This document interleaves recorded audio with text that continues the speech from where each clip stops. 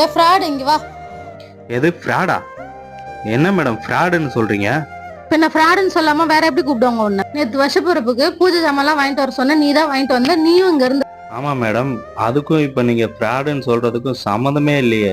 என்ன சம்பந்தமே இல்ல. நேத்து பணம் வச்சு சாமி கும்பிடும்போது நீ தான் இருந்த. என்ன தவிர எங்க வீட்டுல யாரும் சொல்லாம எடுக்க மாட்டாங்க. உண்மையை சொல்லு, நீ தானே எடுத்த? இல்ல போலீஸ்ல கம்ப்ளைண்ட் பண்ணிடுவா. என்ன மேடம், நான் பணமே எடுக்கலன்ற அதுக்குள்ள போலீஸ் கீழீஸ்ன்றீங்க? அந்த மாதிரி ஆள் நான் இல்ல. நீ தான் எடுத்திருப்பன்னு நல்லா தெரியும். ஒழுங்கா எடுத்துட்டு வந்து கொடுத்துரு, இல்லன்னா அவ்வளவுதான் சொல்லிட்டேன். கன்ஃபார்மா போலீஸ் ஸ்டேஷன் தான். என்ன ஏன் அவங்க கிட்ட கத்திட்டு இருக்க? ஏன் கத்துறியா? நேத்து பணம் வச்சு படைக்கும் போது இந்த ஆளுதான் இங்க இருந்தான். இந்த ஆளை கேட்காம வேற யாரை கேட்க என்ன சொல்ற? ஏதுன்னு தெரியாது, ஏன் அவங்க கிட்ட கத்துற? பணம் வெளியே இருந்து நான் தான் எடுத்து உள்ள வச்சேன். என்ன கேட்டுருக்கல ஒரு வார்த்தை. இப்ப அவங்கள திட்டி அவங்க மனசு இவ்வளவு ஆமா, கஷ்டப்படும். இல்ல மட்டும் அந்த ஆள் எடுக்க மாட்டான். நீ தான் சர்டிபிகேட் கொடுக்கணும் அந்த ஆளுக்கு. அவ பேசுனது எதுவும் மனசுல வச்சுக்காதுப்பா, அவ தெரியாம பேசிட்டேன். இல்லம்மா, நடந்தது என்னன்னே தெரியாம திருடன் ஃப்ராடு அது இதுன்னு சொல்றாங்க. அதான் மனசுக்கு ரொம்ப கஷ்டமா இருக்கு.